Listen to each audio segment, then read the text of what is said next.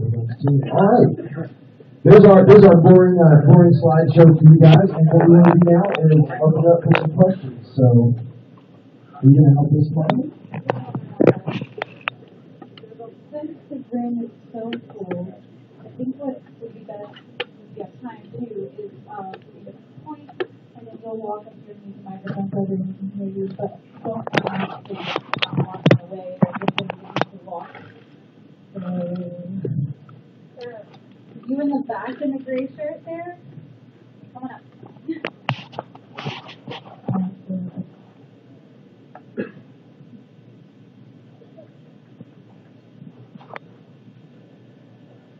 Okay, I liked a lot of things about Borderlands 1. Even though I never completed it, I barely got past the first area because there was one really big thing that I didn't like about the game. I hope that you fix it in this one. When you talk to characters to get quests, I didn't like it that it was a wall of text that you had to sort through and read instead of them just talking to you and telling you and just saying everything that's in that text dialogue. I feel like I didn't get the personality of the character I was talking to by just having to read through it instead of just listening to them talk. Every mission in Borderlands 2 is spoken voice acting. Thank you.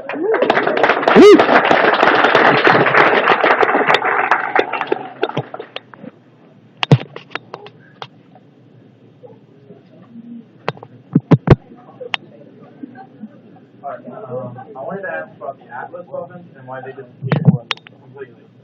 And that's a good question. Let me actually answer SMS. One of the things that we feel is really important with the gun manufacturers is we want them to be a kind of a gun fantasy. And when we were trying to level up the guns, we were trying to figure out what SNS missions, what that gun fantasy was, right? Torg is pretty easy. He's an idiot action hero. All right. Maliwan is super high tech and lights you on fire. I'm going to kill you with technology. Jacob just kind of old west cowboy.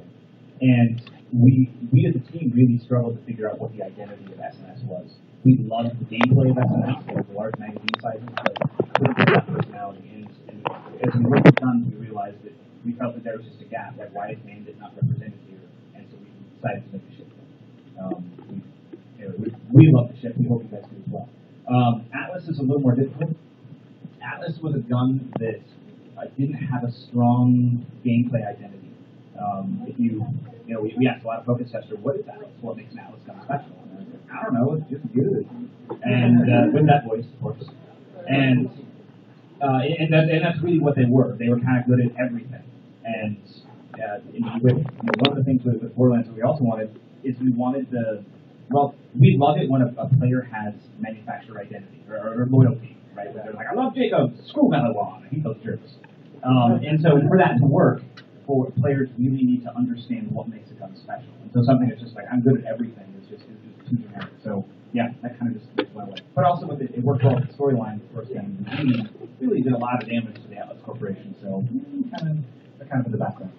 So hopefully that answers your question.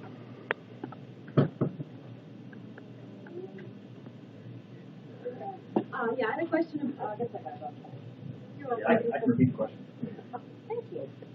Okay, I have a question about Commando and the turret situation, because we noticed when we were playing that when he got his turret up and then he went down, the turret went down as well. So he had time to be erased, but the turret was just gone and you had to wait for the cooldown, and so, yeah. That is no longer the case. The turret will now stay up and it will grant you second wins. Yeah.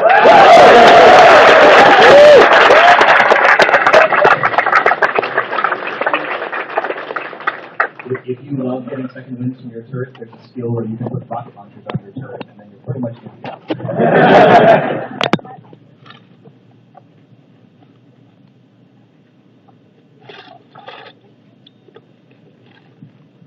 How you doing?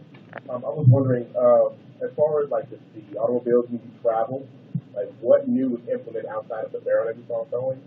What else is going on? Is there anything else going on in there? I don't want to spoil it all because discovering all is kind of fun. The biggest innovation with vehicles this time is there's a 4-player vehicle that you can ride in called the Bandit Technical. You don't start with the game. We'll start with the Runner, which is kind of iconic Borderlands, right?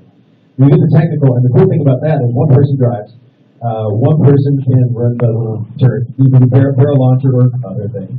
And two people can ride in the back using whatever weapons that they have on them at the time. So if you really like the weapons that you have, you can snipe from the back of the turret, from the vehicle. That's great, you know. You really want to work with your driver to be sure they're not doing all the crazy stuff and all that. But yeah, it's a lot of fun. There's a couple places that are just. I'll tell you one story. This is great. I was actually playing co-op with Anthony Birch. Some of you may know him. He's the lead writer on the project. Anthony is a Halo Ashland played and all that. He really was so guy. He was playing Zero and I was playing Maya. And we were chasing another car of bandits down. It was the great, kind of classic Mad Max scene. Bandits hanging off the side of the vehicle. They're shooting at us. We're chasing. We're actually doing a mission that we have to kill bandits and like destroy parts of the vehicle. Anyways, so we were shooting, and I died. I was actually in the back trying to snipe them. They shot me out, and I fell out of the vehicle. We keep chasing them down, but they blew up his vehicle. Right behind him. Something happened in there. It launched him in the air above the enemy vehicle, pulled out a submachine gun, shot the vehicle, and went over it. Didn't quite kill it. Landed in front of him, meleeed him with a sword, and the vehicle exploded around him.